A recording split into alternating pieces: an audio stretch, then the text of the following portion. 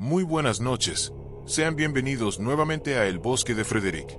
Siéntanse libres una vez más de acompañarme en esta travesía por el bosque más aterrador de todos, donde las historias son lo único que logra salir. En esta ocasión vamos a escuchar 3 historias de fantasmas, que te advierto, te harán temblar del miedo. Ponte cómodo o cómoda porque aquí comenzamos. La niebla que habla en Los Roques. El sol de mediodía en Los Roques, Venezuela, debería haber sido un bálsamo, un abrazo cálido de luz y color. En cambio, una niebla extraña y densa se había posado sobre el archipiélago, teñiendo el turquesa vibrante del mar en un gris melancólico y silenciando el bullicio habitual de la isla. No era una niebla marina común, esta tenía una cualidad casi palpable, un frío que calaba los huesos a pesar del calor tropical.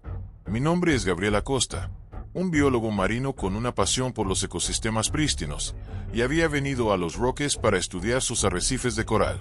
Nunca imaginé que el verdadero misterio se encontraría no bajo el agua, sino suspendido en el aire. Los lugareños, acostumbrados a las excentricidades del clima caribeño, murmuraban sobre la niebla que habla. Cuentos de susurros arrastrados por el viento, de voces que llamaban nombres al azar, y de personas que se perdían en su abrazo helado para nunca más ser vistas. Yo, un hombre de ciencia, los escuché con una sonrisa condescendiente. Las leyendas son para los turistas, los datos para los investigadores. Mi campamento base era una pequeña cabaña en el extremo más remoto de Gran Roque, lejos del bullicio del pueblo. Desde allí, planeaba mis expediciones de buceo.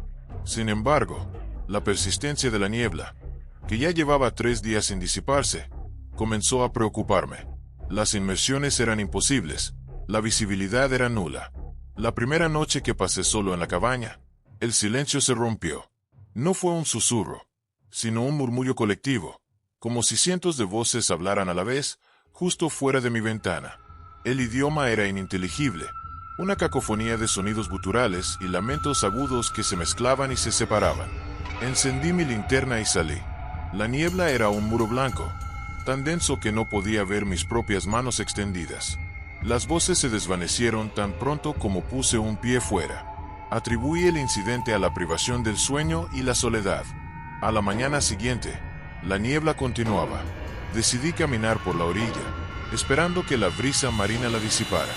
Fue entonces cuando la escuché, una voz clara y distintiva, llamando mi nombre. Gabriel. Era la voz de una mujer, suave y melancólica, pero con una resonancia que me heló la sangre. Miré a mi alrededor, pero no había nadie. Solo la niebla, que parecía moverse a mi alrededor con una intención propia.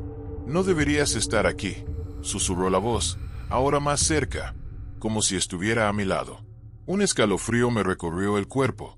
Intenté responder, pero las palabras se atascaron en mi garganta. Corrí de regreso a mi cabaña, el corazón latiéndome en el pecho como un tambor frenético. Los días se convirtieron en una pesadilla de niebla y voces. La mujer me hablaba, a veces con súplica, otras con advertencia. Están viniendo, están buscando. Hablaba de los que se llevaron, de un sacrificio y de una prisión de bruma. La lógica comenzó a deshilacharse. Los murmullos colectivos regresaron cada noche, acompañados de una sensación opresiva, como si la niebla misma fuera una entidad viva. Mis instrumentos de navegación fallaban, las brújulas giraban sin control, los GPS mostraban ubicaciones erráticas. El archipiélago se había convertido en una trampa. Desesperado, busqué en los pocos libros de historia local que había traído. Encontré una antigua crónica de principios del siglo XX, escrita por un historiador aficionado. Hablaba de una tragedia olvidada en Los Roques, el hundimiento de un barco negrero durante una tormenta inusual. El barco, llamado El Lamento, transportaba un cargamento ilegal de esclavos africanos. La mayoría de ellos murieron en el naufragio, y sus cuerpos nunca fueron recuperados del todo, dispersos por las corrientes. La crónica mencionaba que, en noches de luna llena, una niebla extraña se levantaba del mar, y se escuchaban los lamentos de los que perecieron. Los lugareños creían que sus almas, lejos de sus tierras y sin un entierro adecuado, vagaban, atrapadas entre el mar y el cielo, manifestándose en la niebla. La mujer que me hablaba era una de ellas. Su voz era un eco de sufrimiento, una advertencia de lo que se cernía. Los murmullos, los gritos, eran las voces de los que la acompañaban, las almas sin paz del lamento. La quinta noche, la niebla se hizo más espesa que nunca. Ya no era un velo, sino un muro tangible, frío y opresivo. La voz de la mujer era una súplica constante. Huye, huye, la marea los trae. Me asomé por la ventana. La playa había desaparecido, engullida por la bruma, y de ella emergió. No era una figura, no era un contorno, eran siluetas, decenas de ellas, borrosas, translúcidas, moviéndose con una lentitud etérea, emergiendo de la niebla como fantasmas de un sueño. Eran hombres, mujeres, niños, todos vestidos con harapos, sus rostros velados por la niebla, pero su desesperación era palpable. Se movían en silencio, excepto por el murmullo colectivo que ahora se había convertido en un lamento ensordecedor, un coro de voces ahogadas. El pánico se apoderó de mí. Retrocedí hasta la pared, mis manos buscando a tientas algo con lo que defenderme. La mujer, mi guardiana en la niebla, apareció en la cabaña. Su figura era más definida ahora. Una mujer joven, con trenzas africanas, sus ojos grandes y llenos de una tristeza infinita. «No te quieren aquí», susurró, su voz casi una exhalación. «Te quieren con ellos, para ser uno más». Las siluetas avanzaron hacia la cabaña, sus formas difusas comenzando a materializarse, sus manos extendiéndose, no con amenaza, sino con una anhelante desesperación. Querían compañía en su tormento, una nueva alma para añadir a su coro. La mujer me empujó, su toque frío como el hielo, pero con una fuerza inesperada. El agua, la orilla. «Corre». Corrí. Corrí hacia la orilla, a ciegas en la niebla, tropezando con las raíces de los manglares y la arena húmeda. Los lamentos se intensificaron detrás de mí. Los murmullos se convirtieron en gritos, un coro de desesperación y vacío que me perseguía. Sentía las manos frías de las siluetas rozando mi espalda, intentando arrastrarme de vuelta a la niebla, a su prisión eterna. Al llegar a la orilla, el agua me recibió con un chapoteo. Salté al bote. Mis manos temblaban mientras encendía el motor. La hélice cortó el agua, y el bote se lanzó hacia el mar abierto, alejándose de la costa envuelta en la niebla. Miré hacia atrás. Las siluetas se detuvieron en la orilla, sus formas desdibujándose de nuevo en la bruma. La mujer, mi guardiana, estaba entre ellas, mirándome, su rostro una máscara de pena. Su voz llegó a mí una última vez, clara a pesar de la distancia. «Ya no hay vuelta atrás. Ahora los escuchas. Para siempre». Han pasado meses desde que regresé de los Roques. La niebla se disipó finalmente, y el archipiélago volvió a su esplendor tropical. Pero yo no soy el mismo. A veces, cuando el cielo se encapota y la humedad aumenta, o cuando el sonido del viento se confunde con los susurros, los escucho. Los lamentos del lamento. El coro de almas perdidas que aún vagan por los Roques. No estoy loco. Sé lo que vi, lo que sentí. Y sé que la mujer, la guardiana en la niebla, me salvó. Pero ahora llevo su carga, la carga de los que se ahogaron. Y si alguna vez visitas los Roques y te encuentras con una niebla inusual, densa y fría, presta atención. Podrías escuchar los murmullos, los lamentos. Y si lo haces, no lo sigas, porque la niebla habla, y sus palabras, una vez escuchadas, nunca te abandonan. Y tú, también, podrías convertirte en uno de los que escuchan, para siempre, el eco del lamento. La canción de la cueva subterránea. El calor opresivo de la sabana venezolana se disipaba a medida que nos adentrábamos en la boca de la cueva. No era una cueva cualquiera. La cueva del Samán, en el estado de Aragua, era una formación geológica legendaria, conocida tanto por sus formaciones de estalactitas y estalagmitas como por los susurros de los indígenas locales sobre un espíritu de la oscuridad que residía en sus profundidades. Mi equipo, conformado por la espeleóloga Clara y el geólogo Roberto, se reía de las supersticiones. Nosotros buscábamos formaciones únicas, y quizás, nuevas especies de fauna cavernícola. Lo que encontramos, sin embargo, era algo mucho más antiguo y aterrador. Soy Dr. Andrés Castillo, explorador de cuevas y un firme creyente en lo que puedo ver y medir. Las leyendas siempre me parecieron pintorescas, el aderezo cultural para una buena historia. Pero la cueva del Samán pronto me enseñaría los límites de mi escepticismo. El descenso inicial fue emocionante. El aire se volvió fresco y húmedo, y el sonido del goteo constante del agua creaba una sinfonía natural. Linternas frontales cortaban la oscuridad, revelando un mundo subterráneo de maravillas. La cueva era vasta, con galerías que se extendían en la negrura como venas de la tierra. Roberto estaba extasiado con las formaciones, mientras Clara tomaba medidas y apuntaba datos. Fue en el tercer día de exploración, en una sección de la cueva que no figuraba en ningún mapa, cuando el ambiente cambió. La humedad se hizo casi asfixiante, el aire pesado y rancio. Los murciélagos, que normalmente revoloteaban en el techo, estaban extrañamente silenciosos. Y entonces, la escuchamos. Una canción. No era una melodía humana, ni un canto animal. Era un sonido gutural, resonante, que parecía emanar de las paredes mismas de la cueva. Una nota profunda y sostenida, seguida de una serie de clics y silbidos, como si la roca misma estuviera cantando. Se metía bajo la piel, vibrando en los huesos, creando una sensación de pavor primario. Clara y Roberto se detuvieron, sus linternas danzando nerviosamente. «¿Qué fue eso?», susurró Clara, su voz inusualmente tensa. Roberto, con su temple habitual, intentó una explicación. Podría ser resonancia de aire, o tal vez alguna especie de animal no identificada. Pero su voz carecía de convicción. Decidimos avanzar cautelosamente hacia la fuente de la canción. La temperatura bajó drásticamente, a pesar de que el aire seguía siendo pesado. Las sombras bailaban ante nosotros, creadas por nuestras propias linternas.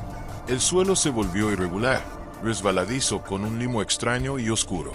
Y la canción crecía en intensidad, ahora con un ritmo hipnótico, casi atrayéndonos hacia ella.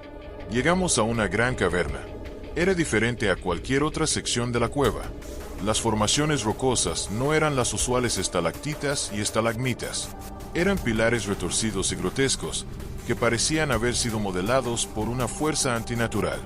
En el centro de la caverna, había una especie de altar natural, una formación rocosa plana y circular, cubierta con extraños símbolos tallados y restos de lo que parecían ser ofrendas antiguas, huesos pequeños, plumas y algo que parecía sangre seca. Y de ese altar, la canción resonaba con una potencia abrumadora. Se nos metió en la cabeza, distorsionando nuestros pensamientos. Vimos algo moverse en las sombras más allá del altar. Una forma, grande, indefinida, que se arrastraba. La historia de la cueva del Samán, que los indígenas de Aragua susurraban, cobró un nuevo significado. Hablaban del Señor de la Oscuridad, una entidad primigenia que habitaba en las entrañas de la tierra, custodiando secretos ancestrales y exigiendo ofrendas. Creían que su canción era un llamado, una invitación a los incautos.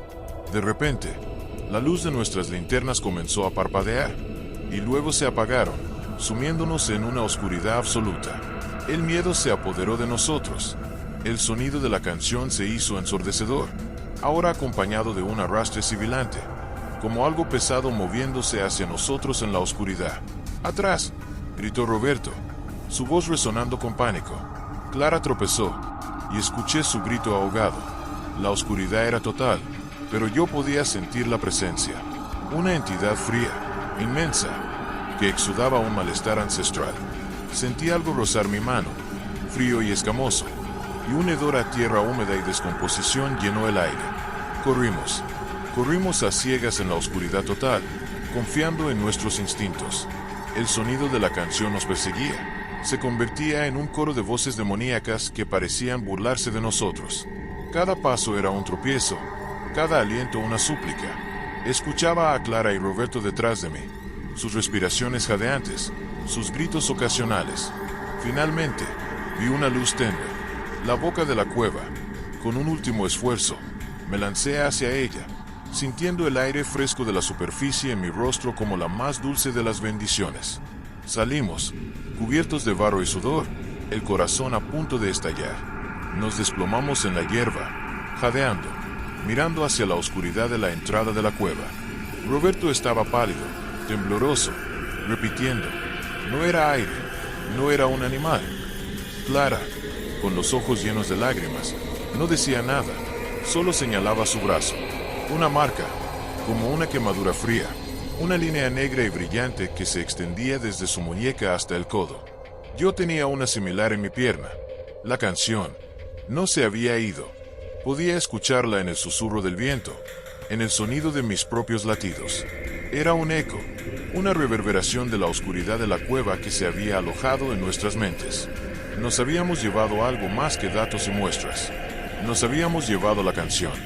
Regresamos a la civilización, pero la cueva del samán nos había cambiado.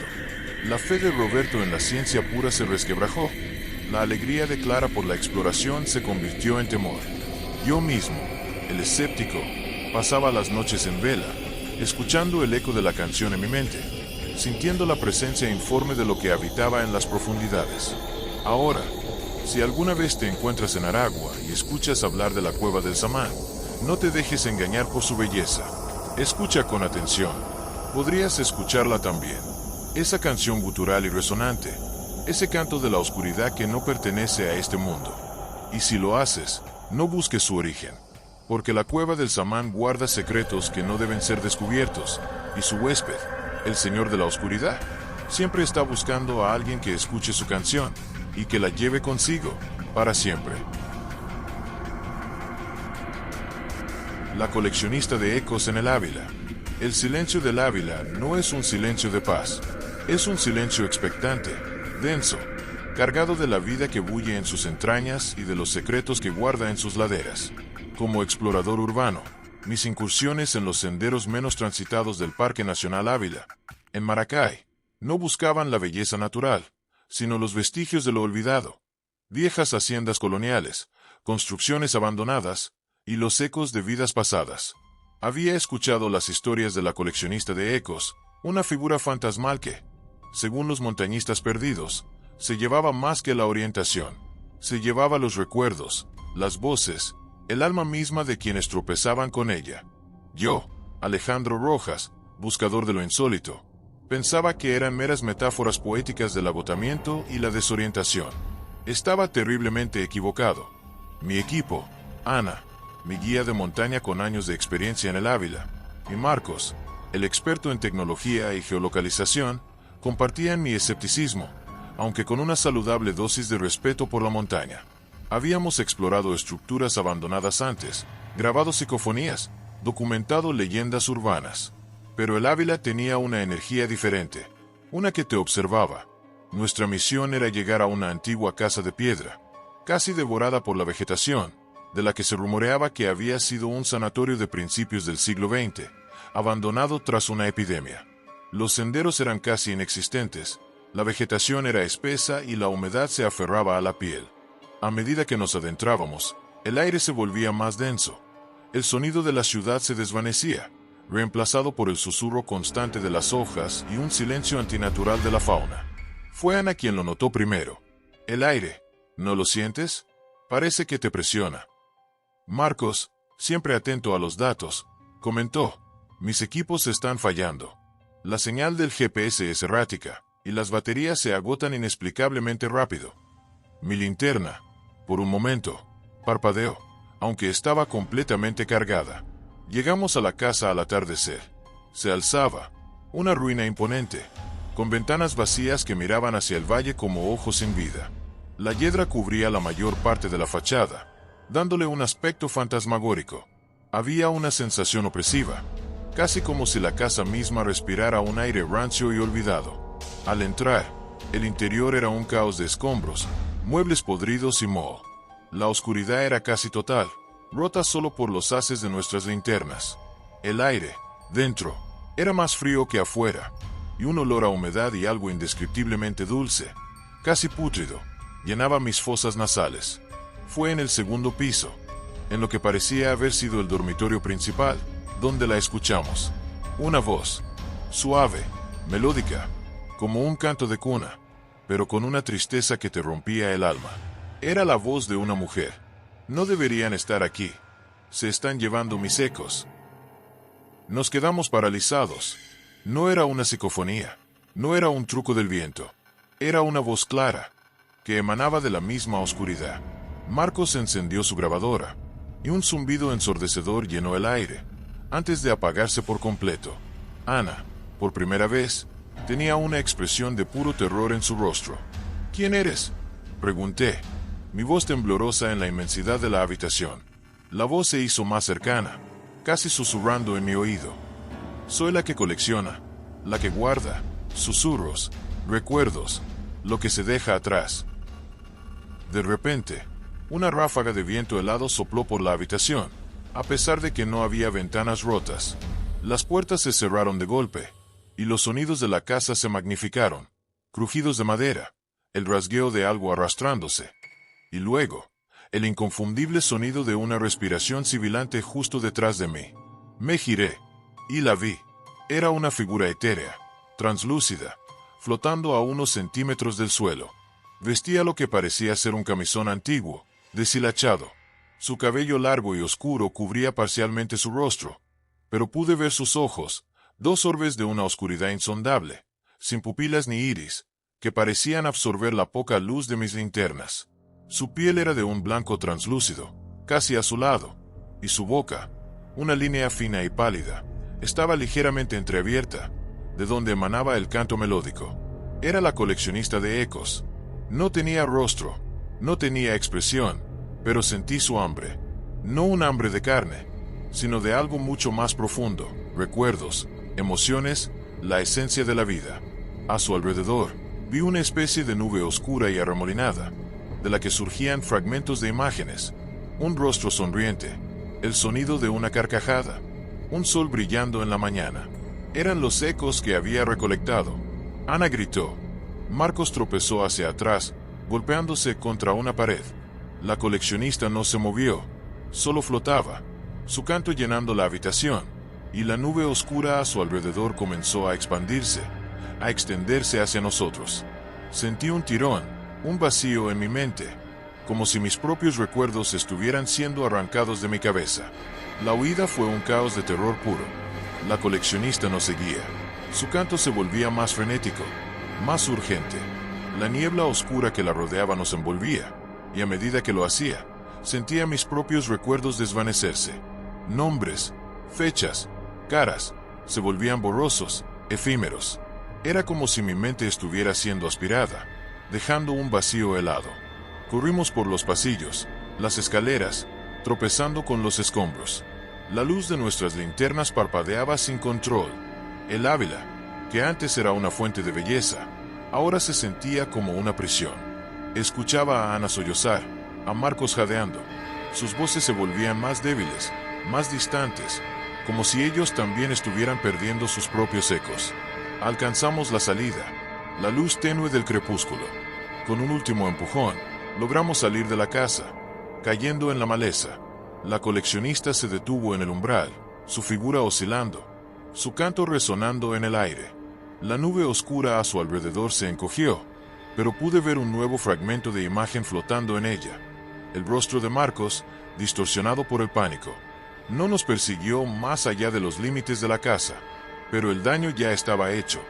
Regresamos a Maracay. La historia que contamos era apenas coherente. Ana no recordaba cómo había llegado a la expedición, solo un vacío. Marcos había perdido la capacidad de reconocer rostros, incluso el de su propia esposa. Yo, Alejandro, el escéptico, había conservado mis recuerdos, pero cada vez que intento recordar los detalles de la coleccionista, mi mente se niega, se nubla, y una sensación de terror helado me invade. Es como si una parte de mi memoria hubiera sido cauterizada. Sé que la coleccionista no se llevó mis recuerdos, pero plantó algo en mí. Una semilla de puro horror, una comprensión de que hay cosas en este mundo que desafían la lógica, que se alimentan de lo intangible. Y la canción, aún la escucho, a veces, en los momentos más inesperados, en el silencio de la noche, en el susurro del viento. Una melodía triste, que me recuerda los ecos que se pierden, los recuerdos que se desvanecen. Y si alguna vez te aventuras por los senderos olvidados del Ávila, presta atención al silencio, porque si la niebla se vuelve fría y las voces te llaman desde la oscuridad, recuerda la historia de la coleccionista de ecos. Y corre, corre con todas tus fuerzas, antes de que tu propia historia, tus propios recuerdos, se conviertan en solo un eco más en su colección eterna.